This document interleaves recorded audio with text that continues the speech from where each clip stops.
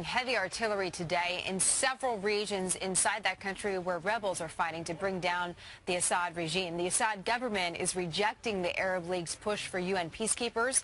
On Friday, I spoke with the U.S. ambassador to Syria, Robert Ford. He had to close the embassy in Damascus when he says he couldn't convince Syrian authorities to take additional measures to protect the compound. We discussed a host of issues, including Iran's role in the crackdown. Listen to what the ambassador had to say about Iran.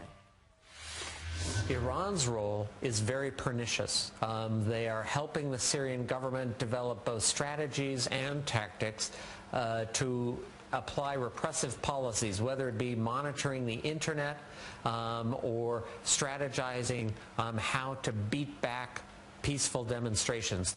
Joining us now is Jonathan Schanzer from the Foundation for Defense of Democracy, is also the author of Al-Qaeda's Armies. And Jonathan, you say Iran's reliance on Syria is even more reason to work hard to bring down the regime there. Why is that?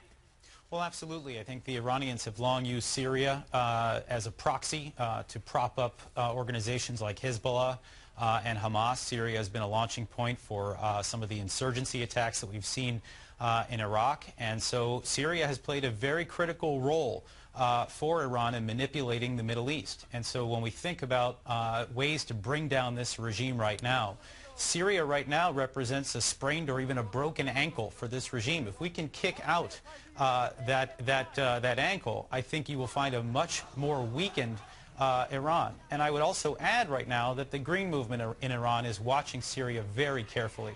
And if they see that the Syrians are unable to maintain power and the Iranians are not able to keep them in power, this might be an indication that to them that Iran is weakening and that perhaps it's time to take this to the streets again.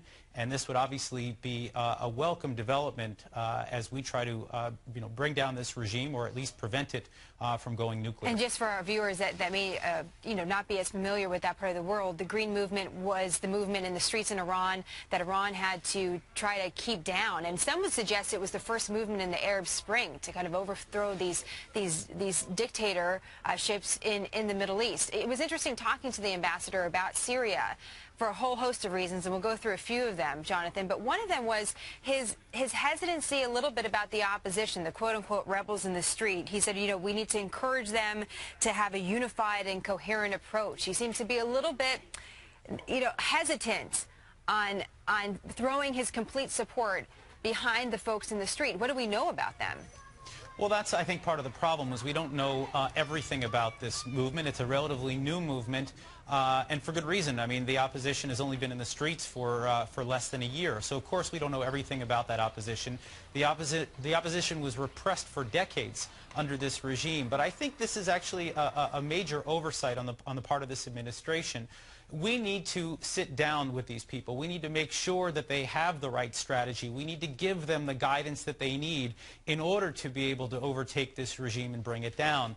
Saying that we can't give them our full support because we don't know who they are is allowing this to continue. And as a result, now we have Al-Qaeda jumping into the fray. They've announced that they support the opposition as well, making it that much more complicated for us to support those people who are out in the streets. So what do you do? I mean, at this point, what do you do? If Al-Qaeda is supporting the opposition and the Arab League is trying to support the opposition, then where does the United States live in that whole realm? The ambassador seems to say sanctions are still where we need to be, but where is it, Jonathan?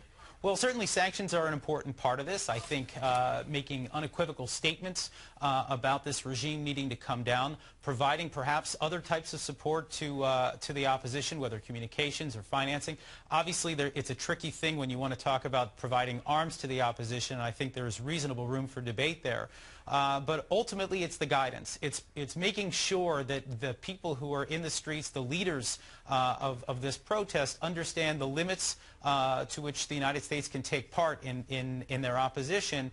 And I think that's how you can keep Al-Qaeda out of the mix and keep the seculars in charge. And it's one of the big challenges. It makes it very different than, let's say, Libya, because we just don't have access to the streets as easily. You don't have journalists there on the streets as easily, and that really can affect this communication between the countries, of course. Jonathan, you know more about that than all of us. We'll be talking more about this. It's been 11 months, and there's still a lot more to this story in Syria. Thanks for joining us. You're welcome.